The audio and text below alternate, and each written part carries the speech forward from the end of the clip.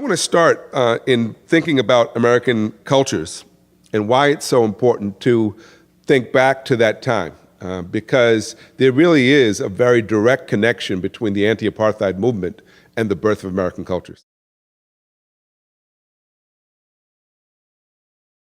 And there was this spark ignited in South Africa when the government decided to allow so-called Indians and coloreds to participate in elections for the first time.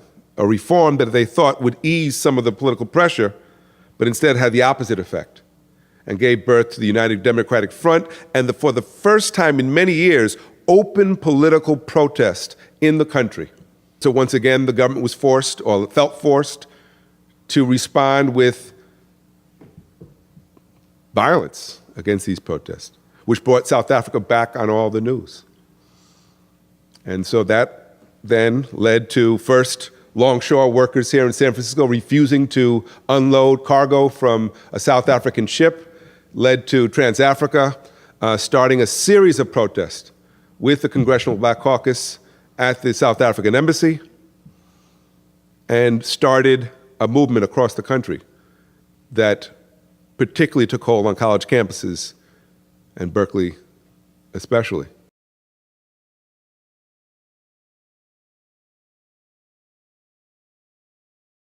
To be associated with a movement that actually succeeded was really unusual, but still highly significant. And because of the momentum that we'd built, and we were really feeling our oats, we said, well, now, if we could do that, we could do more. We can begin to dismantle some of the racial barriers here on the campus. And so we started thinking about the curriculum and looking at the faculty. And the fact was that although Berkeley had been one of the first campuses to create an ethnic studies program because of student protest, it had become a place where ethnic studies was totally marginalized and where there were very, very few faculty of color anywhere else at the university. And we said, this has got to be our issue. For those of us who were students on the campus, we've got to make sure that we desegregate the campus, desegregate the curriculum.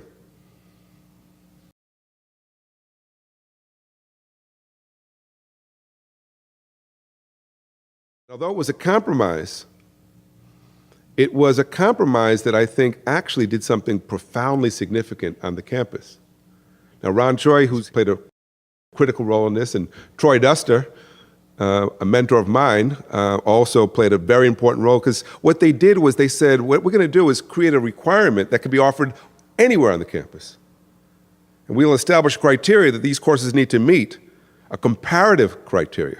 Right? So that you're not just learning about an experience, you're learning about multiple ethnic and cultural experiences in these courses.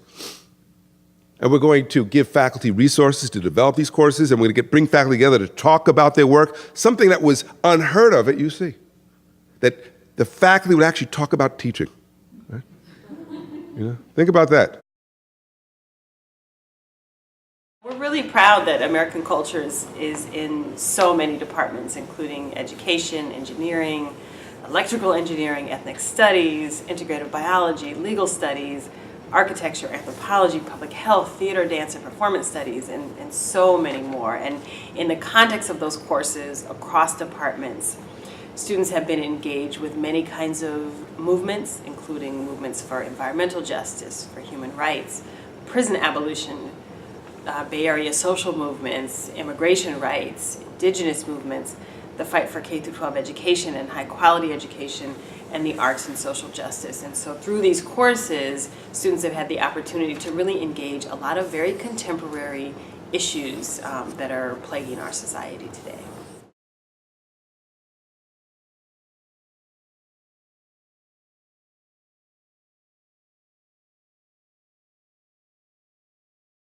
I think different universities are experimenting with different models of engaged scholarship. But I think what's unique about the Berkeley approach is the twinning of American cultures and engaged scholarship. Because what it does is to make questions of race, class, gender, and other inequalities central to engaged scholarship. So the way I like to think about it is that engaged scholarship becomes a very intimate confrontation with those lived experiences of race, class, and gender. I feel like with the community engaged scholarship, right, it makes it theoretical practical. And my critique of education is that we learn all these theories, we learn about all these people, but how is that addressing my day-to-day life? I don't believe that education or the knowledge that we're learning about is just for our brains and then we just go ahead and make a whole bunch of money. It's about like what can we do for our society and how can we help out those around us and the communities in which we come from. And I think community engaged scholarship does exactly that. And it makes like life for these people real. If you never lived this experience, the only way for you to really know about it is to actually be embedded and immersed in that experience. And that's what engaged scholarship does. In my opinion, that's what it does for me.